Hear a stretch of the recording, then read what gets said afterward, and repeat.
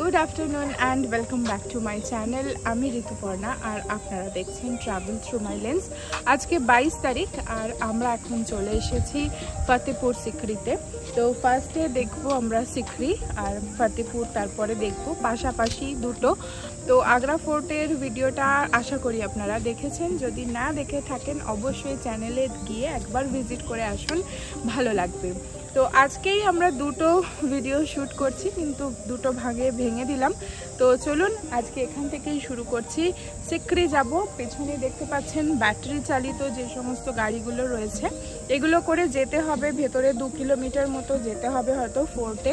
সামনে গাড়ি parking zone রয়েছে, ওখানে গাড়ি রেখে দিতে হয়েছে। এখান থেকে আমরা গাড়ি নেব, নিয়ে এর সামনের দিকে যাব। আর প্রতিজন পিছু টিকিট মূল্য হচ্ছে 30 টাকা। 30 টাকাতেই আপ অ্যান্ড ডাউন দুটো টিকিটই এরা দিয়ে দিচ্ছে। তো চলুন এবার ভিতরের দিকে যাওয়া যাক। এই ফতেহপুর সিকরিতে 1570 সালে মুঘল সম্রাট আকবর আগ্রা ফোর্ট থেকে রাজধানী স্থানান্তরিত করেছিলেন। এই ফতেহপুর সিকরিতেই রয়েছে যোধাবাইয়ের মহল, বীরবলের মহল, পঞ্চমহল ও দিওয়ানি আম, যেখান থেকে আকবর দিন-ই-ইলাহি ধর্মের প্রবর্তন করেছিলেন। কিন্তু জলের অভাবে আকবর এখান থেকেও রাজধানী লাহোরে স্থানান্তরিত করেছিলেন।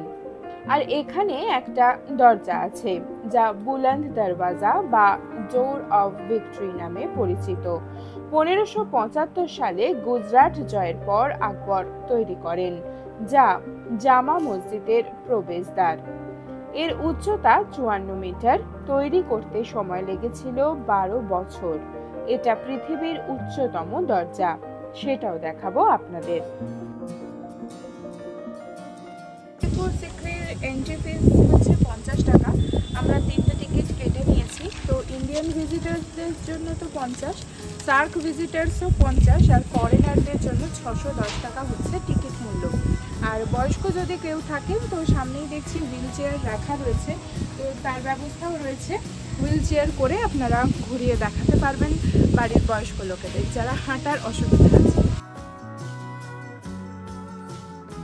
ভিতরে এবার ঢুকে দেখি আর আপনাদের সাথেও শেয়ার করবো পুরোটা। তো আমরা এখন চলে এসেছি সম্রাট আকবরের মহলে। সম্রাট আকবর এটা তৈরি করেছিল তার সমস্ত রানীদের সাথে এখানে থাকার জন্য। তো এটা তার বাসভূমি বলা যেতে পারে। ঢুকেই কিন্তু এখানে আছে দেওয়ানি আম, যেখানে আম জনতার শাসন ব্যবস্থা, বিচার ব্যবস্থা সমস্ত কিছু হতো। তো চলুন আগে যাওয়া যাক।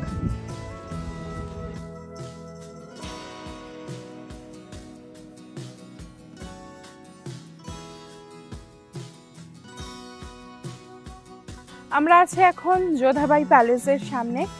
আমার ডান হাতে যে প্যালেসটা দেখা যাচ্ছে, এটা ঠিক পিছন দিকটা, পুরোটা দেখা যাচ্ছে না, পরে আপনাদের দেখাবো।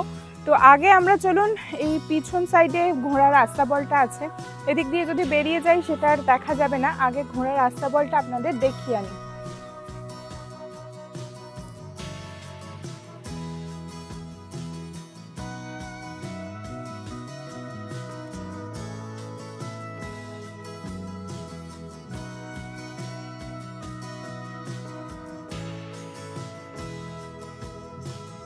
তো এখন আমি দাঁড়িয়ে রয়েছি ঘোড়ার আস্তাবলে।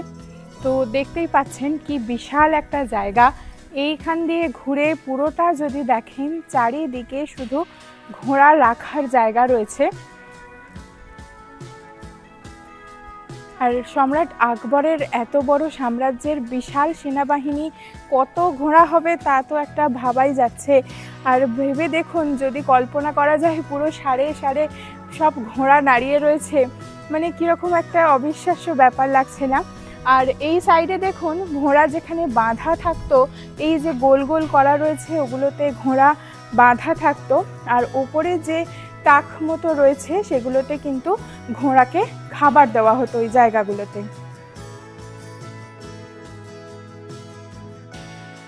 তো এবার আমরা আস্তাবল থেকে বেরিয়ে যাব। এটা একদম লাস্টে বলে দেখছেন পুরো ফাঁকা, অনেকে এখানে আসেই না। তবে আপনারা যদি আসেন এখানে কখনো, ঘোড়ার আস্তাবল থেকে দেখা স্টার্ট করবেন, তাহলে সিকোয়েন্সে সুন্দর করে আপনারাও দেখতে পারবেন। এখানটা পুরো ফাঁকা দেখুন। আর সামনেই দেখা যাচ্ছে ছোট একটা মহল, এটা কিন্তু বীরবলের বাড়ি। সম্রাট আকবর বীরবলকে এই বাড়িটা উপহার দিয়েছিলেন। এটা কিন্তু সম্রাট আকবরের আর এক পত্নী সেলিমা বেগম, ওনার বাড়ি। উনি মারা যাওয়ার পর বীরবলকে সম্রাট আকবর দান করে দিয়েছিলেন। উনি এখানে তখন থেকে থাকতেন।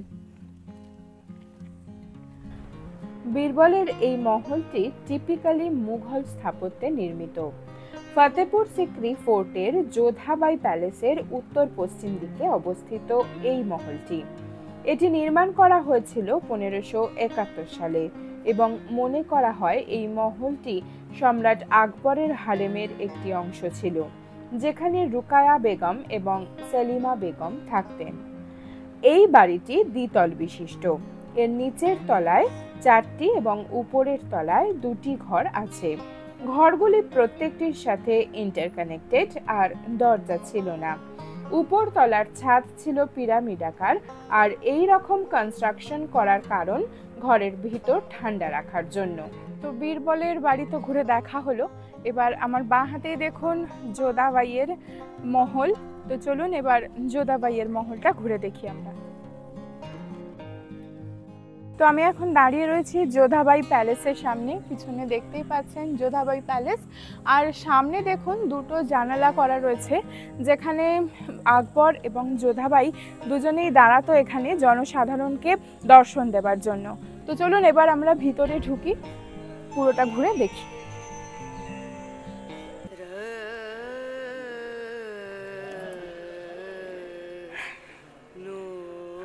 এই হচ্ছে যোধাবাইয়ের মহল। খুব বড়, বেশ খুব সুন্দর, খোলামেলা, দেখতেই পাচ্ছেন। তারও নানান রকম পারপাস আছে। আর যেহেতু যোধাবাই বাঙালি রানী ছিলেন, সামনেই দেখুন তুলসী মঞ্চও করা রয়েছে তার প্যালেসে।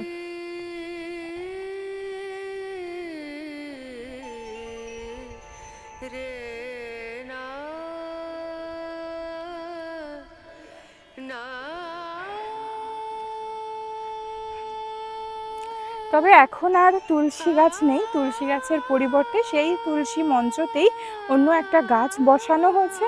তবুও এখন যা গরম, সেই গাছও আর বেঁচে নেই। যাই হোক, এটা ছিল রানী যোধাবাইয়ের তুলসী মঞ্চ।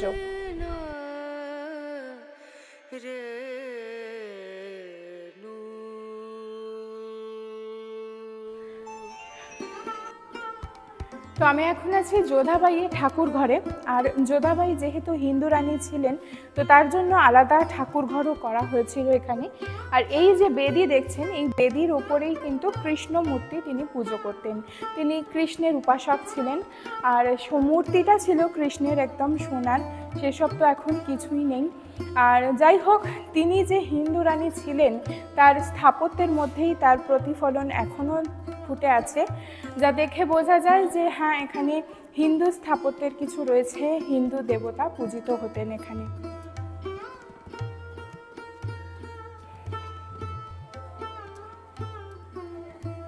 যে স্থাপত্যের কথা বললাম, দেখুন এখানে ঘণ্টা, এখানে একটা আলপনা, বা এখানে তিলক, বা এখানে মঙ্গল ঘট, ঘটের উপর একটা ডাব, এরকম যেগুলো হিন্দু ধর্মে মঙ্গল সূচক হিসাবে গণ্য করা হয়, সেই সমস্তই কিন্তু এখানে খোদিত করা রয়েছে।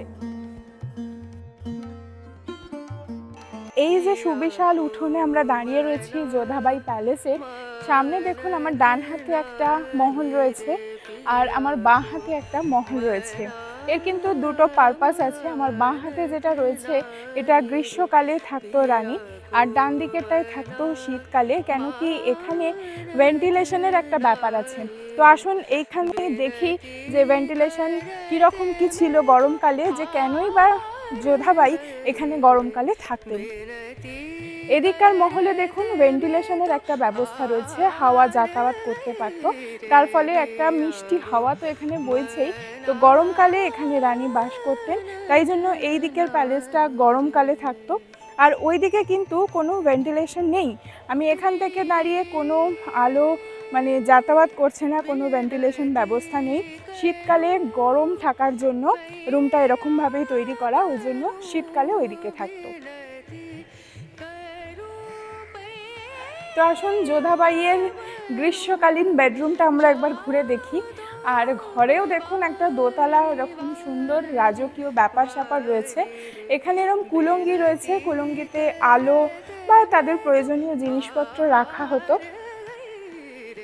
আর এই হচ্ছে এখানকার ভিতরকার ঘর। এখন বোধহয় আর ওপরে ওঠা যায় না, অন্ধকার পুরো।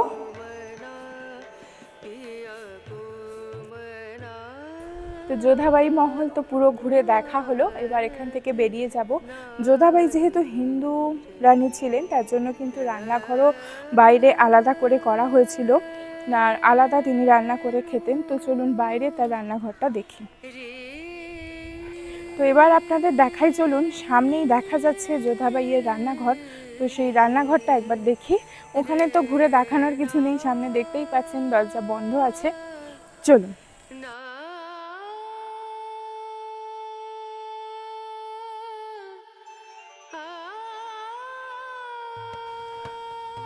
তো যোধাবাই প্যালেস থেকে আমরা চলে এসেছি, এবার যাচ্ছি পঞ্চমহল বা হাওয়া মহলের দিকে। তো এখানে আসতেই বোঝা যাচ্ছে হাওয়া মহল কেন নাম। তো চলুন ঘুরে দেখি।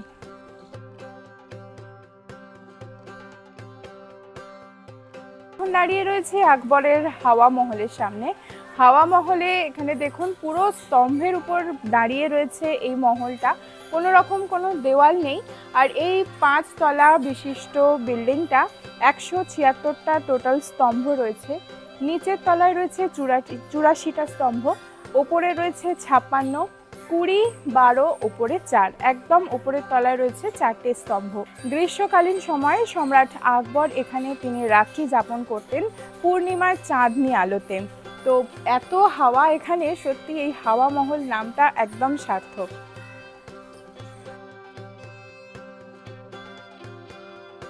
তো দূরে দেখতে পাচ্ছেন 5 মহলা যে 5 তলা বাড়িটা হাওয়া মহল, আর তার পাশেই দেখুন একটা ছোট দোতলা বাড়ি রয়েছে। এই দোতলা বাড়িটা হচ্ছে আকবরের যে সমস্ত দাসদাসী ছিল বা রানীদের যে সমস্ত দাসদাসী ছিল তাদের ছেলে মেয়েদের পাঠশালা, এটা এখানে তাদের পড়াশোনা করানো হতো। এই বিদ্যালয়ে শিক্ষকতা করতেন আবুল ফজল, যিনি আইন-ই-আকবরী রচনা করেছিলেন। এখন দাঁড়িয়ে রয়েছি রাজ জ্যোতিষী যেখানে বসতেন সম্রাট আকবরও কিন্তু রাজ জ্যোতিষীর শরণাপন্ন তাকেও হতে হতো, কেন কি তিনি যখন কোনো কাজ করতেন বা কোনো দুঃসময় আসতো, হয়তো আমি মনে করছি, কেন কি তার জন্যই তখন তিনি রাজ জ্যোতিষীকে ডেকে পাঠাতেন আর এখানেই তিনি তখন বসতেন। তিনি সম্রাট আকবরের রাজ জ্যোতিষী ছিলেন পুরুষোত্তম দাস। এখানে দেখুন যে সুন্দর কারুকার্য করা রয়েছে, এগুলো দেখে হঠাৎ করে মনে হচ্ছে কুমিরের মতো স্ট্রাকচার অনেকটা, কিন্তু এগুলো জৈন শিল্পরীতিতে নির্মাণ করা হয়েছে। রাজ জ্যোতিষী যেখানে বসতো, আর তার সঙ্গেই অ্যাটাচ আর একটা রুম আছে, দেখুন এটা হচ্ছে ট্রেজারি রুম। আসুন দেখি ভেতরটা।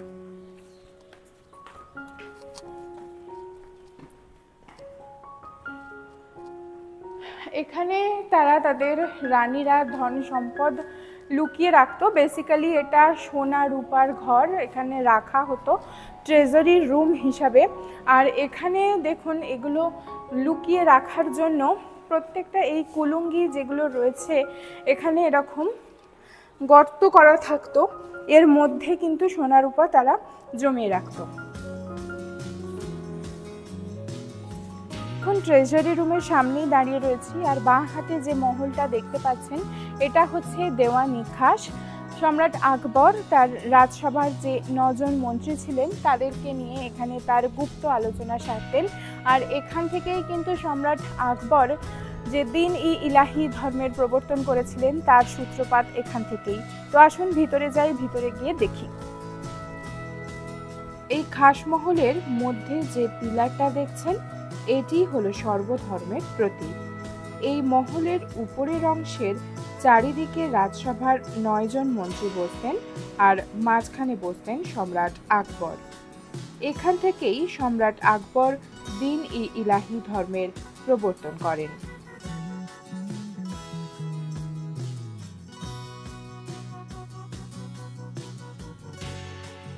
এই জায়গা দিয়েই ওপরে যাওয়া হতো, আর এখন বন্ধ করা রয়েছে, কেন কি এত বছর পুরনো জিনিস, এত পর্যটক যদি উপরে উঠে যায় জিনিসটাই নষ্ট হয়ে যাবে, তাই জন্য দরজা এখন বন্ধ।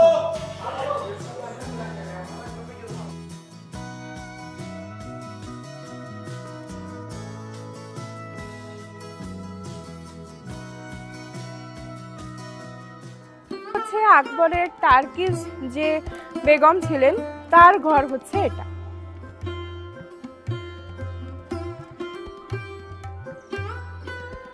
আর সামনেই রয়েছে অনুপ তলব, যেখানে তানসেন বসে সঙ্গীত চর্চা করতেন।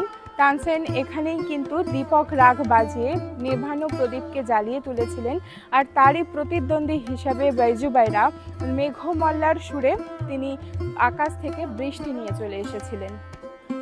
এখানে এই জলাশয়টা যেহেতু 4টে ভাগে ভাগ করা রয়েছে, এটাকে কিন্তু চার চামানো বলা হয়ে থাকে। থেকে যদি একটু এগিয়ে আসি, এখানে দেখুন এরকম বাথটাবের মতো রয়েছে, কিন্তু এটা বাথটাব নয়। সম্রাট আকবরের জন্য এখানে জল স্টোর করে রাখা হতো, কেন কি তিনি এই অঞ্চলের যে নোনা জল সেটা তিনি পান করতে পারতেন না, মিষ্টি জল এনে এখানে স্টোর করে রাখা হতো। আর এর ঠিক পিছনেই দেখুন রন্ধনশালা, এখানে সম্রাট আকবরের জন্য রান্না প্রস্তুত করা হতো। রন্ধনশালা থেকে ঠিক এদিকে যদি আমরা ঢুকি, তারপরেই রয়েছে এখানে তার ডাইনিং রুম। এখন শুধু ঘরটুকুই পড়ে রয়েছে, তবু ভেবে দেখলে খুবই অবাক লাগে। অদ্ভুত একটা জিনিস, কত শত পিছনে যদি চলে যাই সমস্ত কিছু যেন চোখে ভেসে ওঠে। তো এই হচ্ছে ডাইনিং রুম, এখানে সমস্ত কিছু সাজানো গোছানো থাকতো, দাসদাসীরা ভরাট থাকতো, সম্রাট খেতেন। তো খাওয়ার রুমের পরেই আছে কিন্তু এদিকে যদি যাই,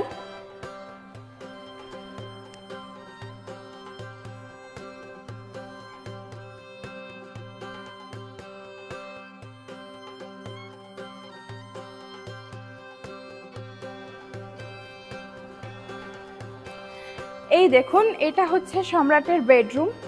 এখন প্রায় অন্ধকার হয়ে গেছে, কতটা বোঝা যাচ্ছে জানি না। ওপরে দেখুন একটা বেডের শেপ করা রয়েছে এত উঁচু করে।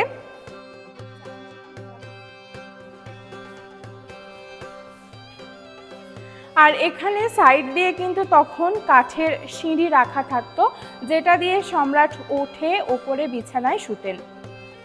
এই হচ্ছে সম্রাট আকবরের বেডরুম।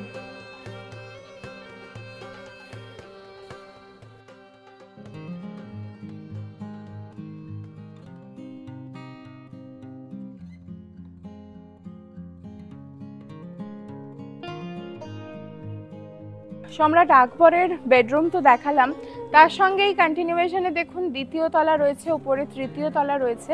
ওপরে কিন্তু সম্রাট আকবর গ্রীষ্মকালে থাকতেন, কেন কি ওপরে হাওয়া রয়েছে, হাওয়াতে গ্রীষ্মকালে তিনি ওপরে থাকতেন আর শীতকালে তিনি নিচের রুমে থাকতেন।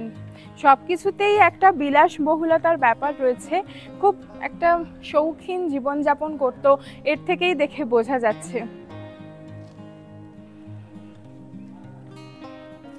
পুরো সিক্রি তো ঘুরে দেখালাম। সিক্রিতে সম্রাট আকবরের এটাই বাসভূমি বলুন বা এটাই কেল্লা সম্রাট আকবরের, এখানে তার রানীদের নিয়ে থাকতেন। কিন্তু এই এত বড় মহল তিনি কিন্তু বেশি দিন এখানে থাকেননি, কেন কি মাত্র 16 বছর এই বিশাল মহলে তারা সবাই মিলে থাকতো, কেন কি এখানে প্রচণ্ড জলের অসুবিধা ছিল, জল ভালো পাওয়া যেত না। আর সম্রাট আকবরের এত বড় একটা সৈন্যবাহিনী প্লাস এত সৈন্য সামন্ত নিয়ে তাদের থাকতে খুবই অসুবিধা হতো, তাই এত বড় সৈন্যবাহিনী নিয়ে সম্রাট আকবর তার রাজধানী স্থানান্তরিত করেছিল লাহোরে। তো আমরা এখন সিক্রি থেকে বেরালাম, সামনেই দেখা যাচ্ছে ফতেপুর।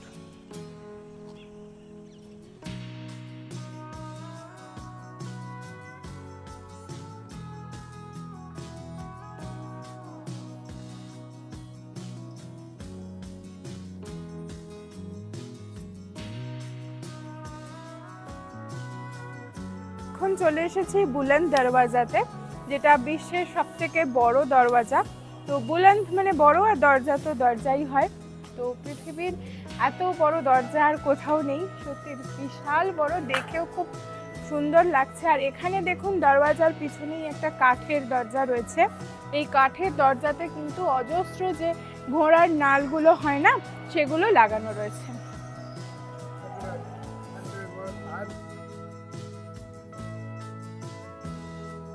তো বুলন্দ দরওয়াজা দিয়ে ঢুকে আমরা ঠিক পিছনেই দাঁড়িয়ে রয়েছি। আর পিছনেই দেখতে পাচ্ছেন যে সেলিম চিশতির দরগা রয়েছে, আর পাশে যেটা রয়েছে পীর বাবার, এখানে যে সমস্ত পারিবারিক লোকজন আছে তাদের সমাধি এখানে করা রয়েছে। ওখানেও যাব, সেটাও আপনাদের সাথে তুলে ধরবো। আর আকবর আসতেন এখানে পীর বাবার কাছে দোয়া পেতে, যে তার একটাও পুত্র সন্তান হচ্ছিল না, বা যে সমস্ত সন্তান হচ্ছিল তারা মারা যাচ্ছিল। তো এই পীর বাবার আশীর্বাদেই কিন্তু আকবর তার ছেলে হয়েছিল, যোধা বাইয়ের ছেলে সেলিম, তার ছোট আর বড় হয়ে তার নাম হয় জাহাঙ্গীর। তো পিছনে যে সাদা রঙের দরগাটা দেখতে পাচ্ছেন সেটাই সেলিম চিশতির দরগা। এটা আগে কিন্তু যেরকম বাকিগুলো লাল বেলে পাথরের আছে, ওটা লাল বেলে পাথরেরই ছিল। যখন জাহাঙ্গীর জানতে পারেন যে এটা সেলিম চিশতির দরগা, তখন তিনি এটা সাদা মার্বেল পাথর দিয়ে মুড়ে দেন। আর এই যে গেটের চতুর্দিকে দেখছেন, এদিকে একটা মসজিদ আছে, আর চতুর্দিকে দেখুন ওপরে ছোট ছোট গম্বুজের মতো রয়েছে। এখানে কিন্তু আগে প্রত্যেকটাতে এক একটা মশাল জ্বালানো হতো, তো তাই জন্যই এগুলো করা রয়েছে। এছাড়াও দেখুন চারধারে এরকম ছোট ছোট ঘরের ব্যবস্থা করা রয়েছে। এখানে কিন্তু মানে পড়াশোনা শেখাতেন, আর এই বিদ্যালয় ছিল এখানে। আর এই বিদ্যালয়ে শিক্ষকতা করতেন আবুল ফজল ফৈজি।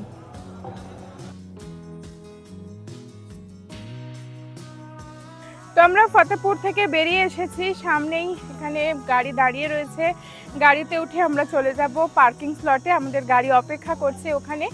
আর ফতেপুর সিক্রির সাথে সাথে আমাদের আগ্রা সিরিজও এখানেই শেষ করছি।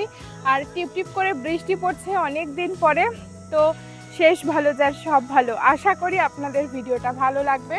আপনাদের ভালোবাসা আমাদের একমাত্র পাথেয়, সেটা যদি পাই আমরা অবশ্যই আরও এগিয়ে যেতে পারবো, আরও নতুন নতুন ভিডিও আপনাদের সামনে তুলে ধরবো। তো চলুন আজকে এ পর্যন্তই, আগ্রা সিরিজ এখানেই এন্ড করছি। আগের সিরিজগুলো যদি কেউ দেখে না থাকেন এখনো পর্যন্ত, চ্যানেলে গিয়ে একটু ঘুরে দেখে আসুন, অবশ্যই ভালো লাগবে। আর ভালো লাগলে কিন্তু অবশ্যই সাবস্ক্রাইব করে আমাদের পাশে থাকবেন, বেল আইকনটাও অবশ্যই প্রেস করে রাখবেন। তো ভিডিও দেওয়ার সাথে সাথে নোটিফিকেশন আপনার কাছে পৌঁছে যাবে। আজ এ পর্যন্তই, দেখা হবে খুব তাড়াতাড়ি নতুন কোনো সিরিজ নিয়ে।